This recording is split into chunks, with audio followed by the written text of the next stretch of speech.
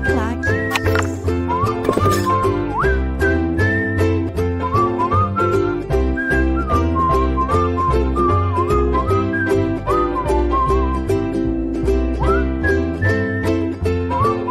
Volta com você que se liga aqui no LAC Concursos. A gente continua o nosso projeto Magistério, procurando a sua preparação, a sua qualificação para os mais variados concursos no Brasil. Vamos continuar o nosso módulo de História. E hoje eu começo a trabalhar uma obra também importante, chamada África e Brasil Africano.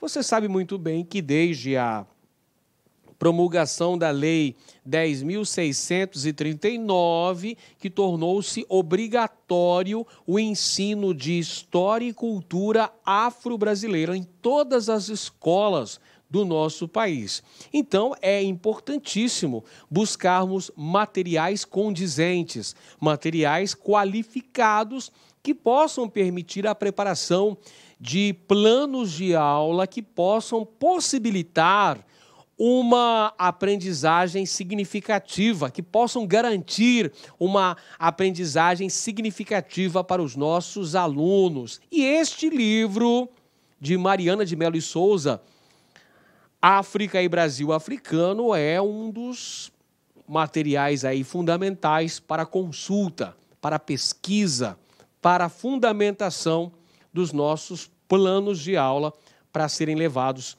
para os alunos.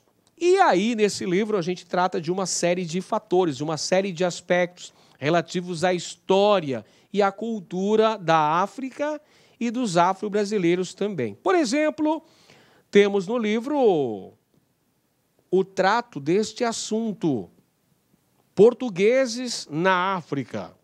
Os portugueses estão no continente africano desde o início do processo de expansão ultramarina. Nós já vimos aqui em aulas anteriores que a expansão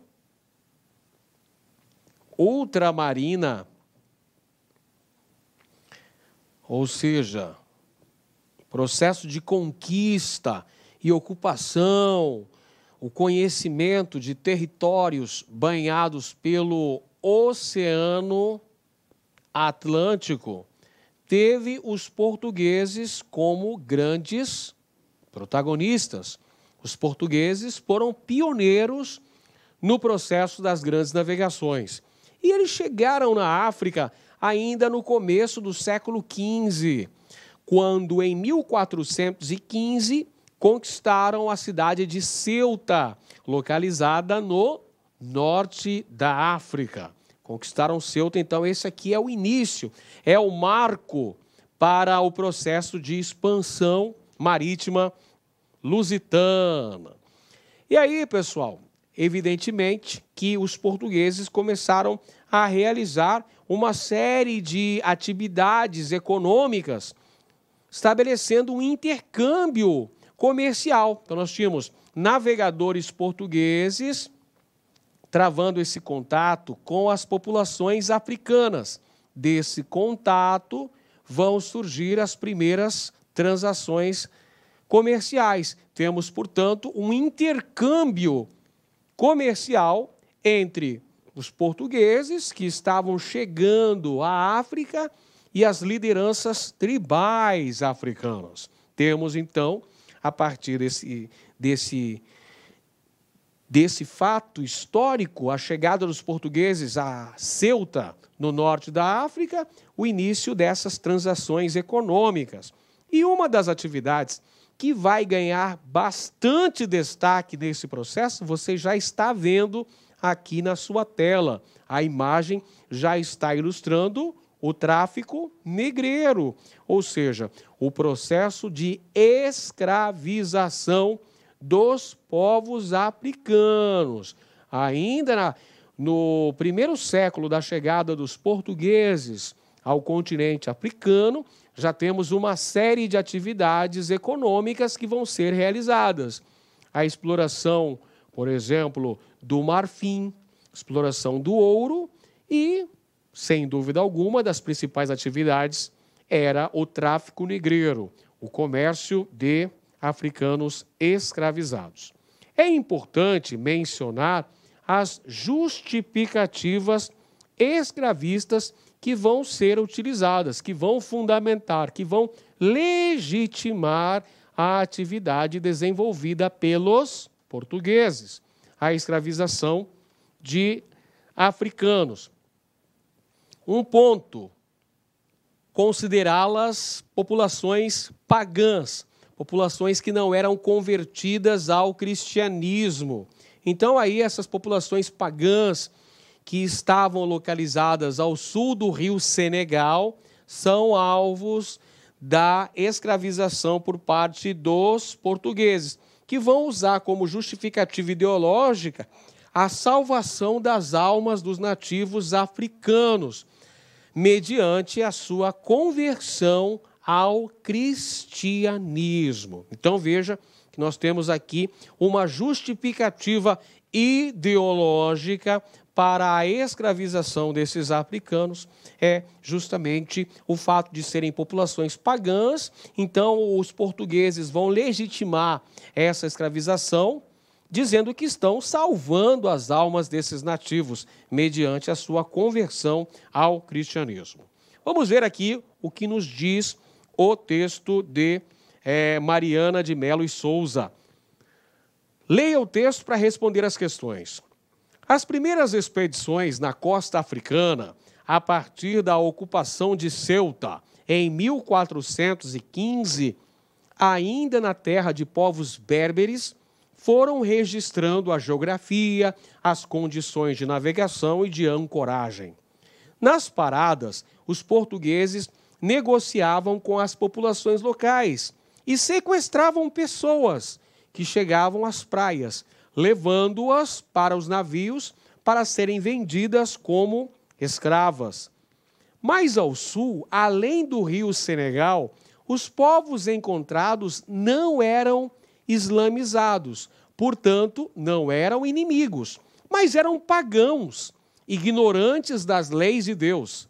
E, no entender dos portugueses da época, também podiam ser escravizados, pois, ao se converterem ao cristianismo, teriam uma chance de salvar suas almas na vida além desta.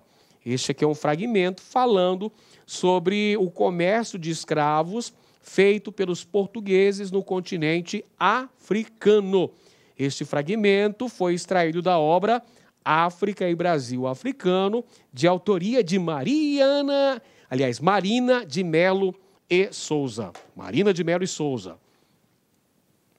Tal ato era justificado pelo fato desses povos serem infiéis, seguidores das leis de Maomé, considerados inimigos e, portanto, podiam ser escravizados, pois acreditavam ser justo guerrear com eles. Vamos lá. Primeira questão. O texto caracteriza. O que esse texto aqui da Marina de Melo e Souza, extraído do livro África e Brasil Africano, está nos dizendo acerca do comércio de escravos, do tráfico negreiro implementado pelos portugueses, a partir de seus primeiros contatos com lideranças tribais no continente africano. Vamos lá, então. O texto caracteriza o quê? Alternativa A. O mercado atlântico de africanos escravizados em seu período de maior intensidade e o controle do tráfico pelas companhias de comércio. Não foi isso que tratou. O texto está falando da chegada dos portugueses. O texto é até datado. A conquista de Ceuta, 1415, o marco inicial da expansão ultramarina portuguesa.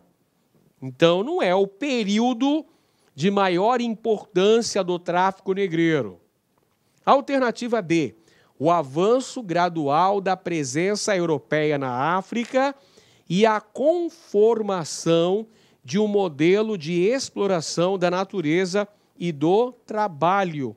Verdade, o texto está falando sobre o avanço, a chegada dos europeus ao continente africano, o estabelecimento das primeiras feitorias, o intercâmbio comercial entre navegadores e lideranças tribais africanas, o comércio do tráfico negreiro que vai gradativamente ganhando importância e vai se tornar um mecanismo fundamental de acumulação primitiva de capitais. Alternativa correta, então, letra B de bola. Alternativa C, vamos conferir a alternativa C. As estratégias da colonização europeia e sua busca por uma exploração sustentável do continente africano. Em um momento, fala-se em uma exploração econômica sustentável, muito pelo contrário. Fala-se em buscar as riquezas, as potencialidades econômicas do continente africano, dentre elas o sequestro de muitos indivíduos daquele referido continente que foram convertidos à condição de escravizados. Alternativa D, o caráter laico do Estado português e as suas ações diplomáticas junto aos reinos e às sociedades organizadas na África. Não temos um caráter laico do Estado português, até porque a Igreja Católica estava atrelada ao Estado português, estava junto com o Estado português. E você percebeu que uma das justificativas ideológicas para a escravização era o fato de serem povos pagãos, ou seja, de que a conversão ao cristianismo seria uma salvação para a alma desses africanos escravizados. E letra E, o pioneirismo português na expansão marítima e a concentração de sua atividade exploradora nas áreas centrais do continente africano. Muito pelo contrário, os portugueses chegam à África e montam as suas feitorias na faixa litorânea. Os portugueses não chegaram ao território central do continente africano. Isso só vai acontecer no século XIX, pessoal. Aqui no século XV, a chegada dos portugueses, os primeiros contatos se dão aonde? No litoral. Se dão na faixa litorânea, onde são implementadas as feitorias, que eram esses entrepostos comerciais. Vamos para a segunda questão. De acordo com o texto, alternativa A, a motivação da conquista europeia da África foi essencialmente religiosa, destituída de caráter econômico. Então, quer dizer, não tinha nenhum objetivo econômico para os portugueses chegarem à África? Claro que não. Os portugueses tinham prioritariamente aspectos econômicos, a busca de riquezas, a busca da sustentação de uma balança comercial favorável. Estavam entre os principais atrativos da presença portuguesa na África. Então, a gente já pode excluir a alternativa A. Alternativa B, os líderes políticos africanos apoiavam a catequização dos povos nativos pelos conquistadores europeus, mas isso não fica descrito no texto, isso não fica especificado no texto. Alternativa C, os africanos aceitavam a escravização e não resistiam à presença europeia no continente? Muito pelo contrário, várias formas de resistência foram implementadas e os africanos também se revoltavam diante da presença europeia lá no continente. Letra D. Os povos africanos reconheciam a ação europeia no continente como uma cruzada religiosa e moral? Também não fica específico, não fica explícito no texto. Não fica explícito esse caráter cruzadista da presença europeia na África. Não dá para dizer isso. Então, ficamos com a alternativa restante. Letra E. A escravização foi muitas vezes justificada pelos europeus como uma forma de redimir e salvar os africanos. Sim, a gente acabou de falar sobre essa justificativa ideológica para a escravização dos povos africanos. Aí está a alternativa correta, letra E. Muito bem. Agora a gente fala de um outro assunto, vamos falar de outro tema, o pan-africanismo, que é uma ideia de unidade africana,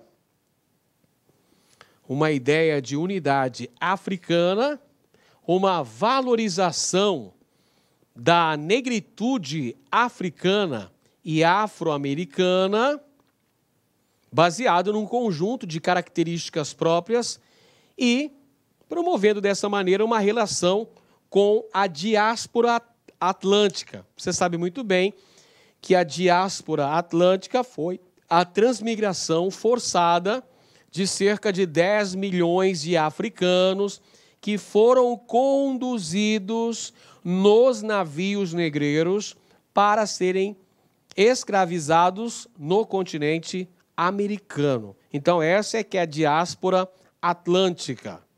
Muito bem, vamos para a questão.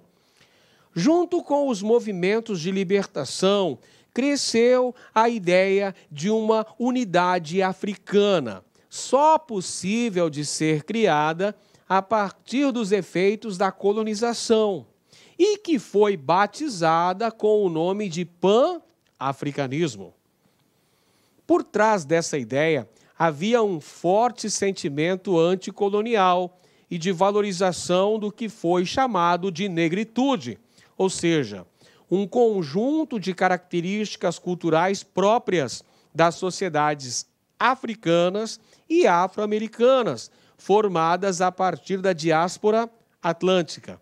A ideia de negritude não existe em africanos que não passaram por um processo de formação ocidental, que não foram assimilados pelos valores da sociedade colonizadora. Citação extraída do livro África e Brasil Africano, de Marina de Mello e Souza. Segundo o texto, está correto afirmar que a negritude, o que significa essa negritude africana e afro-americana? Vamos lá. Alternativa A.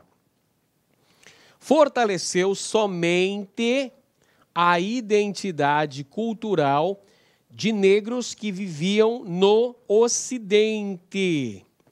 Alternativa B. Enfraqueceu o pan-africanismo em razão de sua influência ocidentalizada. Letra C. Incorporou contribuição ocidental, recuperando ao mesmo tempo as raízes africanas. Letra D. Foi responsável pela formação de uma cisão no seio do pan-africanismo. Uma cisão é uma divisão. Letra E. Representou um retrocesso aos movimentos de independência dos países africanos. Bom, a alternativa correta está justamente na letra C. Por quê? Porque, de acordo com o que foi falado no texto do livro África e Brasil Africano, esse conceito de negritude incorporou a contribuição ocidental, recuperando ao mesmo tempo as raízes africanas, neste contexto histórico após a Segunda Guerra Mundial, quando se travava a luta pela descolonização afroasiática. Então, aí que nós vamos ter o surgimento do movimento pan-africanismo. Muito bem. Agora a gente fala um pouquinho sobre os contatos entre África e Europa. Contatos entre África e Europa. Evidentemente que nós temos aqui, diferentes padrões culturais. Os padrões culturais valorizados no continente europeu eram completamente diferentes dos valores que eram típicos do continente africano. Então, neste contato, nós temos aqui o primeiro estranhamento. São diferentes padrões culturais. Por exemplo, na África, a poligamia era vista como um sinal de prestígio. Quanto mais esposas o indivíduo possuía, mais influente, mais importante era aquele indivíduo. Já os conceitos calcados nos valores europeus, isto é, no eurocentrismo, criticavam esses padrões culturais africanos. O eurocentrismo, portanto, fazia uma veemente condenação de práticas e valores africanos, como, por exemplo, aqui a prática da poligamia, que era condenada pelos europeus. Poder casar com várias mulheres era sinal de prestígio. Quanto mais poderoso um chefe, mais mulheres ele tinha. E isso valia tanto para as religiões islamizadas, como para as que mantinham as tradições locais. Então perceba que na África, esse era um padrão cultural vigente, a poligamia. Então, quanto mais esposas o indivíduo possuía, mais poder ele detinha também, mais influência ele possuía, tanto para as regiões que já eram convertidas ao islamismo, quanto naquelas regiões que ainda mantinham as religiões tradicionais locais. A cultura europeia se diferenciava da africana, e quando os europeus passaram a se relacionar com as comunidades africanas, foram construídas teses que atribuíam à poligamia características de... Então, vamos lá. Os primeiros contatos dos europeus com a África. Eles chegam lá e têm essa atitude de estranhamento. Eles não vão aprovar esses padrões culturais. Quando eles se deparam com a poligamia, eles vão condenar essa prática. Eles vão desestimular essa prática. Vamos conferir aqui as alternativas. Letra A. Prática social associada a formas de viver atrasadas e combatidas pela religião católica? Perfeito. Os europeus, quando chegam ao continente africano e vão verificar a existência dessa prática cultural, a poligamia, o que eles vão fazer? Eles vão condenar, eles vão criticar, eles vão dizer que isso é uma forma atrasada, rudimentar de prática social. A alternativa correta, letra A. Diferença cultural considerada de relacionamento produtivo demograficamente? Não, os europeus vêm calcados em seus valores, em seus padrões culturais, principalmente influenciados pela religião católica. Então, eles vão combater a prática da poligamia. Alternativa C, prática doentia associada a uma transgressão da sexualidade? Não, não é essa a alternativa. Letra D, nova relação de parentesco muito utilizada entre os europeus? Não, os europeus, influenciados por uma doutrina cristã, vão combater a poligamia. Letra E, disseminação das religiões pagãs entre os africanos que eram promíscuas e desordenadas? Não, os europeus vão condenar a poligamia como uma prática social associada a formas de viver atrasadas e vão combater através da religião católica.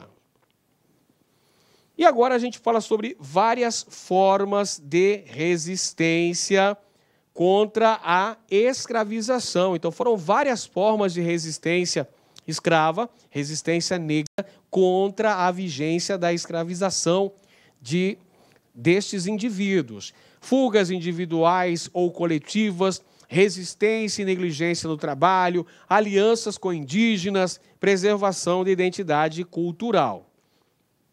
Nem sempre os escravos africanos ou crioulos aceitaram se integrar à sociedade escravista brasileira, enquadrando-se em algum tipo de relação com os seus senhores. Também foram várias as formas de resistir à escravização, à escravidão, que encontraram, seja negando-a totalmente pela fuga, seja negociando melhores condições de vida e trabalho. Marque a alternativa que contempla essas ideias. Alternativa A.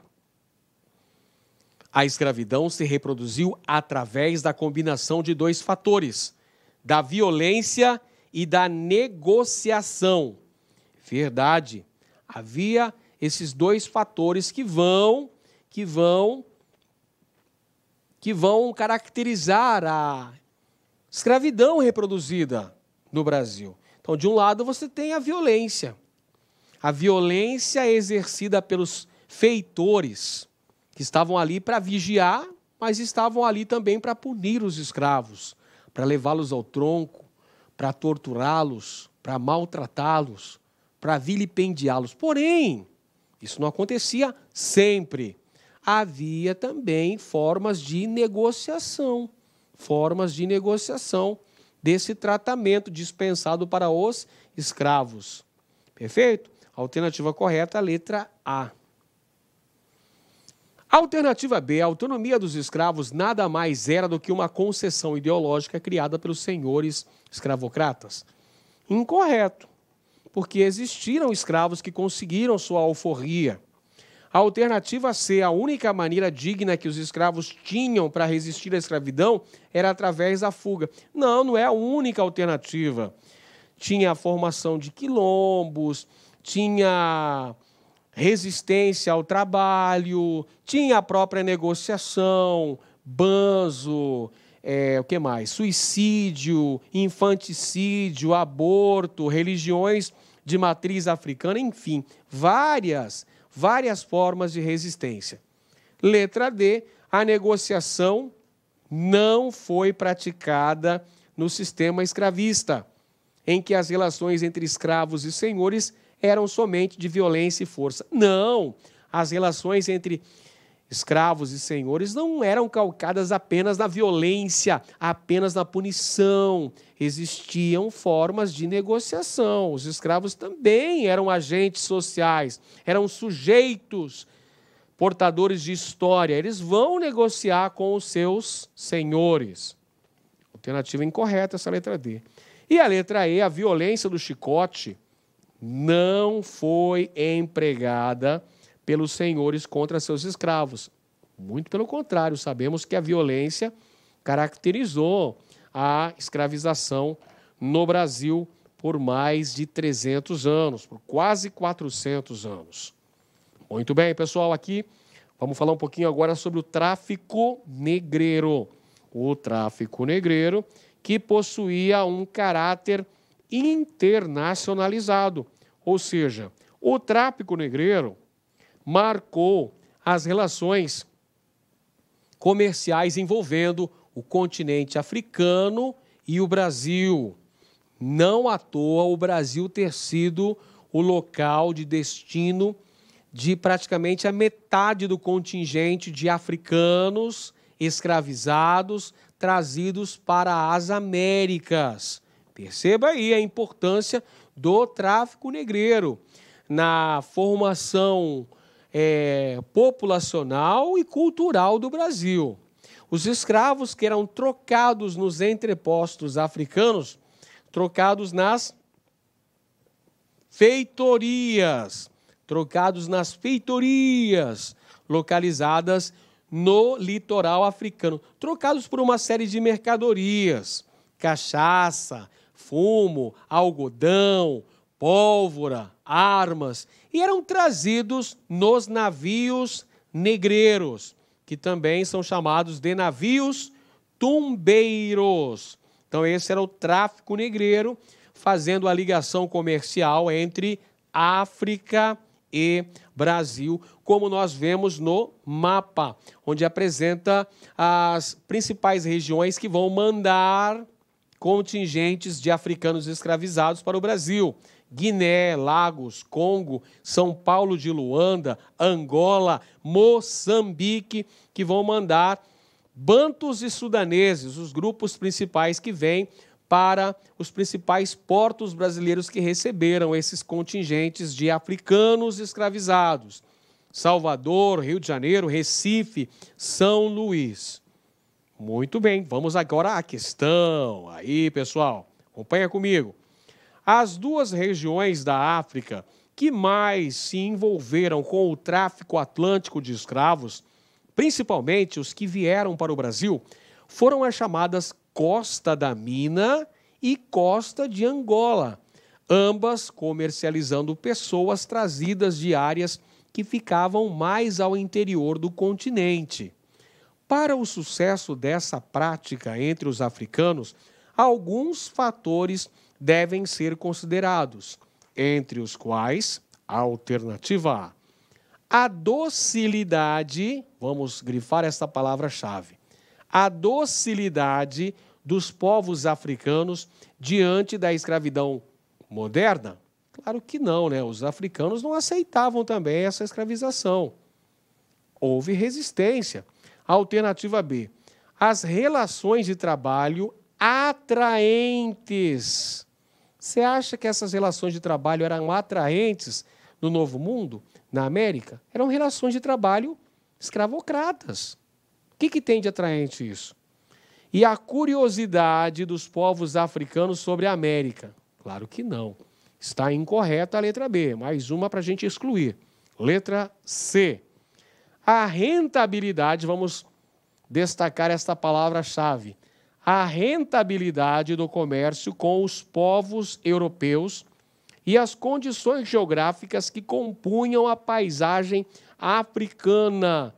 Estes são fatores preponderantes para o desenvolvimento do tráfico negreiro.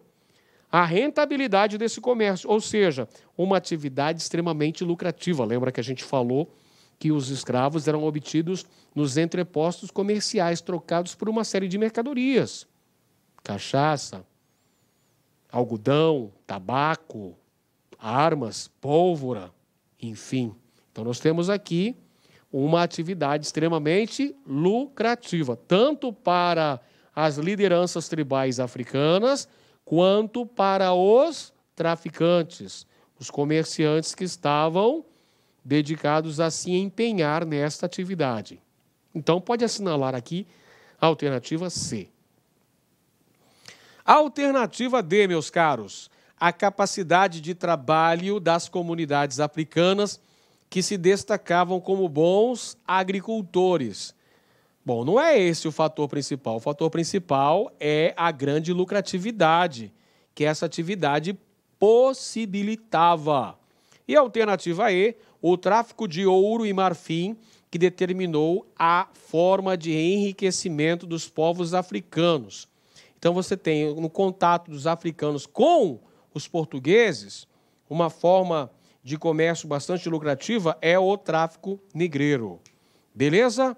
Muito bem, pessoal. Então, chegamos ao final de mais uma aula, mas eu ainda volto para falar sobre esse assunto. Tem mais uma aulinha para a gente falar sobre África e Brasil africano. E eu conto com a sua audiência. Um grande abraço e até a próxima.